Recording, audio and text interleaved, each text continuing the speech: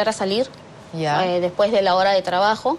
Me empezó a decir que bueno, él era un subgerente y en su calidad de subgerente él podía darle el gusto que no podía darle un policía, o sea, que se había enterado incluso que tu esposo era miembro de la Policía Nacional. Así es, o sea, hasta ese momento yo desconocía, si él lo sabía, pero sus comentarios ya me parecían raros, ¿no? Porque siempre se expresaba peyorativamente de la policía. Me decía, ¿cómo pueden haber mujeres guapas que se fijen en policías muertos de hambre? Y yo lo miraba nomás y no le hacía ningún comentario. Me dijo, en cambio yo soy un subgerente que puedo darle una mejor calidad de vida a cualquier mujer, ¿no? Y en esos momentos, cuando él te invitaba a salir, por ejemplo, ¿tú qué le respondías? Que yo no podía, que no tenía tiempo, que saliendo de mi casa saliendo de trabajo tenía que ir a mi casa porque mis dos hijas me estaban esperando, ¿no? ¿Nunca procedió a un acercamiento físico? Sí. ¿Te tocó? Justamente ese fue el detonante de toda esta situación, ¿no? Cuando yo me encontraba sacando fotocopias, el señor se acercó por la parte posterior mía y me agarró del cuello, en la parte de atrás. Entonces fue cuando yo reaccioné, volteé y lo insulté al señor, y más aún porque yo en ese momento me encontraba en el primer mes de gestación de mi tercera hija, ¿no? Entonces eso me indignó mucho y la verdad que yo sí lo insulté porque no podía tolerar ese tipo de trato. ¿En ese momento hubo algún testigo de ese hecho? No, porque el área de la fotocopiadora era un área relativamente, o sea, privada, ¿no? Donde había incluso unos modulares para tomar asiento mientras que las fotocopias... Bueno, que claro, era perfecto para que justamente... ¿Y no pensaste en denunciarlo en ese momento? En ese momento yo denuncié el hecho. ¿A quién lo denunciaste? Denuncié al gerente de personal. Porque ¿Cómo se llama el gerente de personal? El gerente personal de aquel momento era el señor Víctor Delgado Montoya. O sea, él me amenazó en ese momento, me dijo, te haces la difícil, perfecto, ahora vas a ver. Entonces yo dije, estaba tranquila de alguna manera porque ya mi contrato se había renovado, no era mi subgerente, no era mi jefe inmediato superior, pero laboraba a mi costado y pertenecía sí a mi gerencia. Entonces ahí fue donde ya empezó todo este proceso de venganza. Que te saquen de la oficina. Así es, porque... Pero antes de pasar eso, el máximo acercamiento que tuvo fue ese, el de tocarte el cuello y tratar de jalarte hacia él. Y luego hace que te echen de la oficina. Bueno, ahí ya me di cuenta que las amenazas que me había vertido eran ciertas, ¿no? A los pocos días me entero de que la renovación de contrato que se había solicitado para mí, el documento había sido falsificado, ¿no? El documento... o sea, a ti ya te habían renovado el contrato y después te dicen, no, eso era falsificado. Ya estaba la propuesta en camino, ¿no? Este es el documento mediante el cual se solicita mi renovación de contrato. Ok, ¿y de ahí qué pasa? Tú llegas a otra oficina y en esa otra oficina vuelves a tener problemas, ya no directamente con él, sino con la esposa o la conviviente de este señor. No, o sea... ¿Cómo es? Mediante este documento se solicita la renovación de contrato. Ya. Y vuelven a hacer otro documento que ustedes podrán advertir que es aparentemente igual. Miren las fechas, los sellos, las firmas. ¿Y en qué se diferencia? El contexto. Me quitan la plaza de analista y me ponen la plaza de técnico administrativo 2. O sea, te degradan. Claro, yo soy abogada. El técnico administrativo solamente digita, en este caso. Mi remuneración también es menor. Pero cometen un error. Miren el documento de referencia. En el original dice... Memorándum 231, que fue el documento primigenio con el que yo ingresé a laborar. Y en este dice Memorándum 002 del 2006. Al 23 de agosto del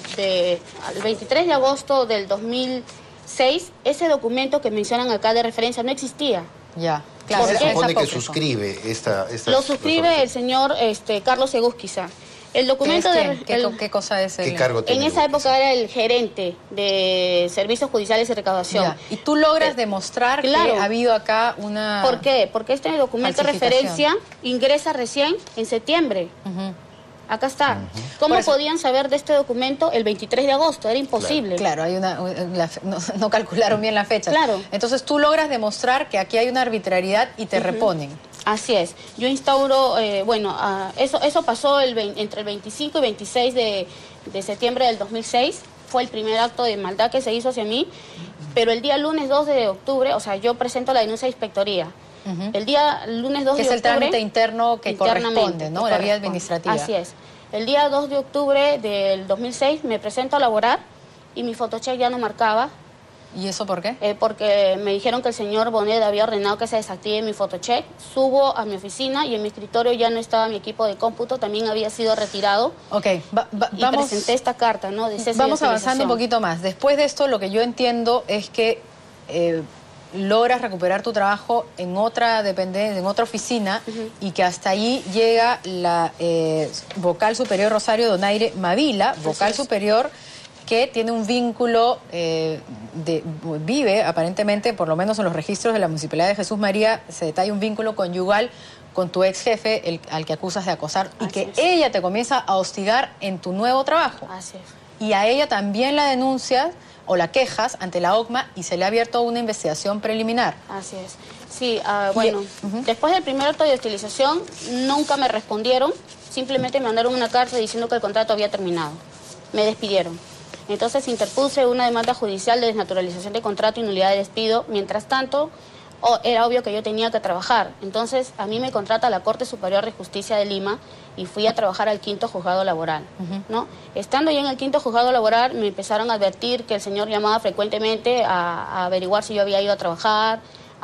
Y comienza a hostigar, según tu denuncia, a tu jefe actual. Lo ha denunciado, al magistrado Juan Carlos López Gallego lo ha denunciado ante la ODENMA por haberme dado permisos personales, ¿no? La queja es la 1872 del 2009. Y la vocal superior, esa Rosario Donaire, ha ido a tu trabajo y a vista y paciencia de tus compañeros te ha amenazado. Ella llamó primero para que yo vaya a su sala. Como yo me negué a ir porque no sabía quién era en realidad, ella me dijo, si tú no bajas, yo voy a subir. Y subió. ¿En qué está el caso actualmente entonces? ¿Qué tiene que pasar? Bueno, el caso administrativamente de acoso, la OSI no lo ha resuelto, pese a que yo remití la carta el 19 de agosto de este año. No ha resuelto nada. ¿La OSI podrías decir?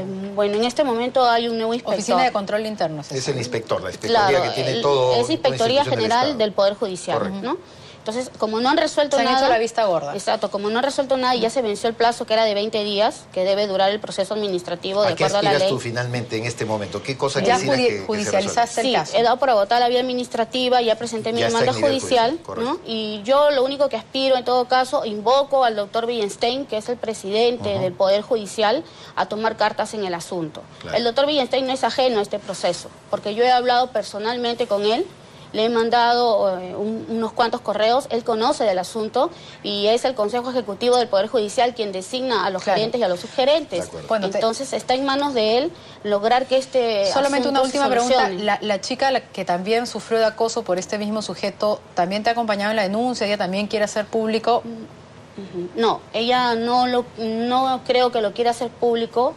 ¿Tiene miedo? Pero es que cualquiera tendría miedo. Estamos hablando de un subgerente y de una vocal superior. Claro, y viendo todo lo que te está ocurriendo a ti. Esperamos que Javier Villenstein, francamente, tome en cuenta, no solamente por el hecho de ser una trabajadora del Poder Judicial, sino porque no se ha agotado ni siquiera, ¿no es cierto?, la investigación. O sea, que por lo menos digan, oiga, ¿sabe que usted está mintiendo? No tenemos indicios, pruebas, o le damos la razón. Cualquiera de los dos extremos. No, y cualquier indicio en ese tipo de casos tiene que ser investigado a fondo, porque es como decíamos, es un abuso que se comete con mucho más frecuencia de la que nosotros conocemos. Y bueno, admiramos que tengas la valentía de salir al frente. Felicitaciones por eso, ¿no? Claro. Y yo también quisiera más bien dar las gracias a la gerencia del Poder Judicial, porque hasta el 13 de agosto, este es el documento, hasta el 13 de agosto el señor insiste pidiendo documentos sobre mi asistencia, mi permanencia. Sigue ajochando a tu jefe actual. Este es el último documento que ha presentado, ¿no? Ya la gerencia general del Poder Judicial le ha dicho que no le va a entregar ninguna información acerca de mi desempeño laboral. Bien, Vanessa, gracias. Vamos a seguir el caso y esperamos que no haya un malentendido espíritu de cuerpo, no solamente entre compañeros del Poder Judicial con este señor, sino también entre hombres, ¿no? Entre hombres, porque puede suceder también, ¿no?, que para los hombres esto es un daño menor que para una mujer, ¿no? Bueno, muchas gracias. Gracias por haber estado con nosotros. 8 de la mañana con 2 minutos.